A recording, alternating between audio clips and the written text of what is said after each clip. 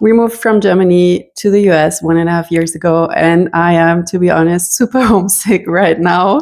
And what always helps with homesickness is cooking meals from home or cooking my favorite comfort meals that remind me of home. So I came up with a new video idea because this channel is all about frugalism and minimalism the German way. I thought it would be smart to combine my homesickness and my favorite recipes with the frugality. And I mean, if you live in the US, you know that groceries here are super, super expensive. And in this freaking expensive country, I think we all could use some nice, comforting recipes that don't just comfort our souls, but also comfort our wallets. So to prevent the recent identity crisis I had in the grocery market, I picked 3 recipes from my German grandma that are super cheap, but also super filling and of course heartwarming. So my plan for this week is to go full German grandma mode and to cook all my favorite childhood recipes. It's just simple food, maybe not really super Instagrammable to be fair.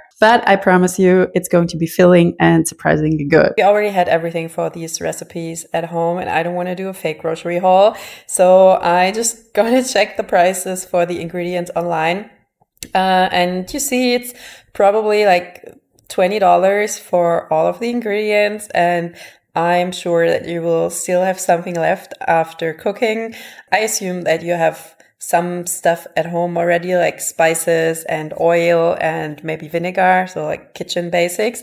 I didn't calculate those into the whole amount, but yeah, the recipes will get you approximately 15 servings in total. So considering that you will still have something left, I would say you can literally eat for $1 per serving. So if you have it for lunch and dinner and maybe a cheap breakfast, you can literally eat for $3 a day.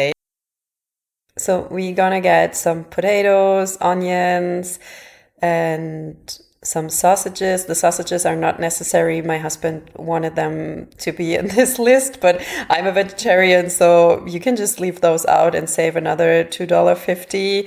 We are going to buy some diced tomatoes or passata, some spaghettis, and some lentils. And yes, that's basically it. Number 1 of our absolute cheap German classics is going to be lentil soup. This is German survival mode in a pot, and I basically grew up with it. We start with soaking the lentil. It would be great if the lentils could soak for like 5 or 6 hours in advance. Afterwards, we're gonna cut some onions and some celery. The celery is actually one of the most important ingredients in this recipe because it gives the lentil soup the special taste. I don't know, it just doesn't taste the same when you don't put celery in it.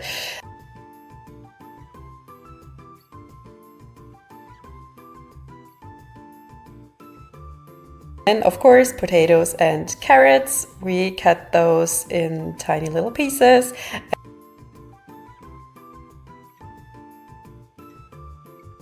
The vegetables don't have to be in perfect shape. It's going to be in a one-pot meal anyways, and nobody's going to care about how perfect your dices and cubes are gonna look.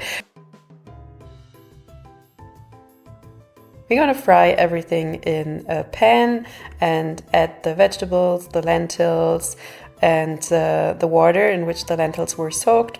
And we have to add a little bit more water because the lentils, while they're cooked, are going to soak in all the water. Put some spices in. I'm gonna list all the ingredients down in the info box, and then you let it simmer for like half an hour. And yeah, then we're ready to go. You can add some sausages if you want. My kids love to put some sausage in their lentil soup, but because I'm a vegetarian, I always add them in the end. And real German connoisseurs know what's coming next, and that is Maggi. We brought that from Germany. This is basically our spice for all occasions. It's perfect. Number 2 is called Bauernfrühstück. Maybe some of you know already Bratkartoffeln, which is basically fried potatoes. And this is going to be like a farmer breakfast. which consists of potatoes and eggs and onions. And of course, my husband wants to add sausage again, but you don't have to add the sausage. And yes, we go again with potatoes. Potatoes are basically a German personality trait. There is a reason that we are often called Deutsche Kartoffel, so like a German potato. And actually, the combination of egg and potato is really good for the body to be able to use the protein.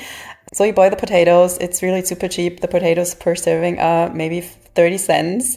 And I have to admit, I'm not peeling the potatoes in detail like my grandma did, because let's be honest, I'm a busy mom and yeah, I'm not interested in peeling all the potatoes.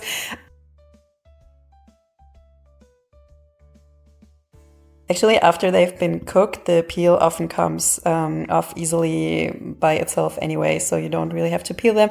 And I don't care if there's a little bit of potato peel still in my food.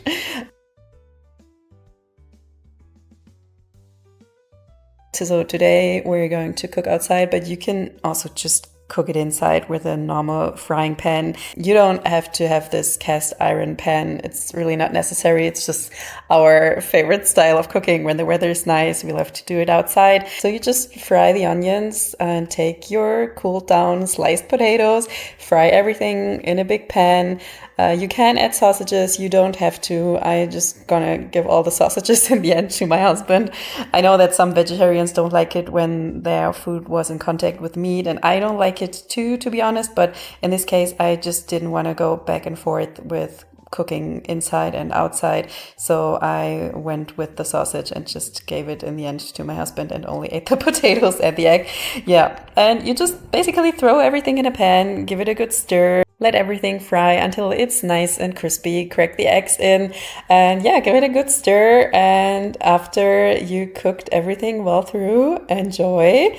And this is your first German Bauernfrühstück. Of course, you can eat it as dinner or lunch as well. It's not bound to a certain time. It tastes good for breakfast, lunch, and dinner.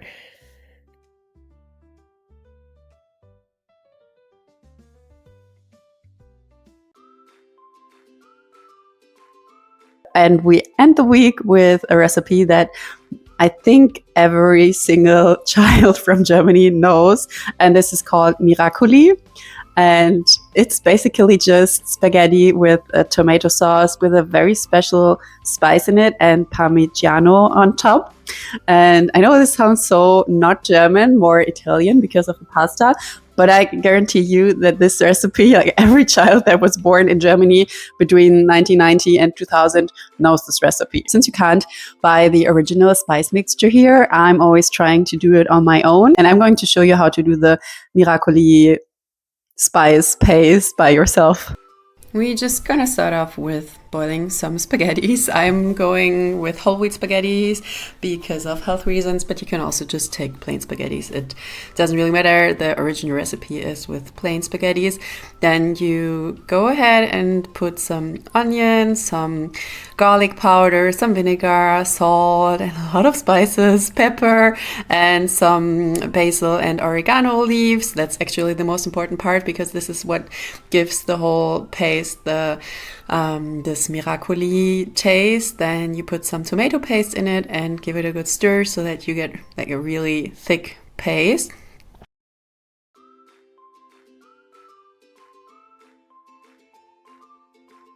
Then we're gonna fry this paste in olive oil so that it gets a nice roasted aroma. In the meantime, you can get the spaghetti ready.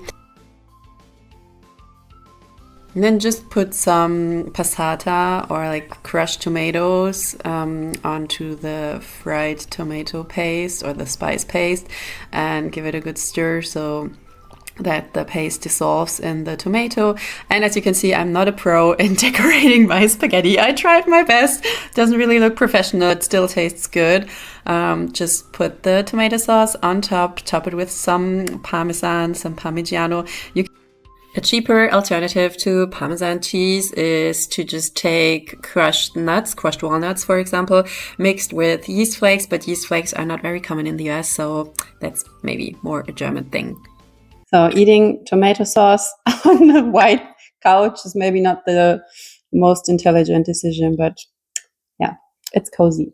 And this is really so easy, but it tastes so much like home, like a cozy afternoon at my mom's home or my grandma's home. And I don't know, it's just childhood feelings. So I hope you enjoyed today's video. And as you can see, it's not that hard to cook at home and have meals that cost under $1 per serving. And the best part about those home recipes is that I never feel deprived of anything. Like, of course, yes, they are cheap meals, but they are full of love, full of heartwarming memories. And I don't feel like I'm living like under my means or like that I have to sacrifice anything. Cooking at home is just so much cheaper than going out. Of course, you have the energy costs and you have to put the time in, but it's so much fun and you get better and better each time. But as you were able to see, I was able to reuse the potatoes for 2 dishes. I was able to use the onions for all of the 3 meals. And so the more often you cook at home and the more often you try to cook cheap, the better you get at improvising and like having an overview of what to do with your groceries so that you don't have to waste a lot of food. So maybe that was a good inspiration for you, that food doesn't always have to be like super trendy or Instagrammable.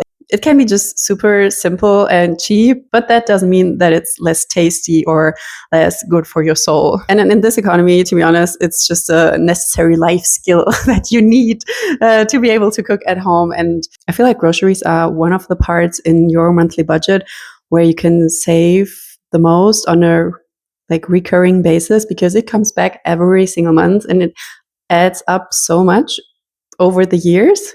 So if you want more broke but delicious grandma recipes and more insight in my German frugal lifestyle here in the US, as I already said, feel free to subscribe and feel free to comment with your favorite childhoods, homesickness, comfort meals, whatever makes you feel good and is maybe not too expensive, then feel free to add it to the comments. And yeah, we will see each other in the next video. Bye.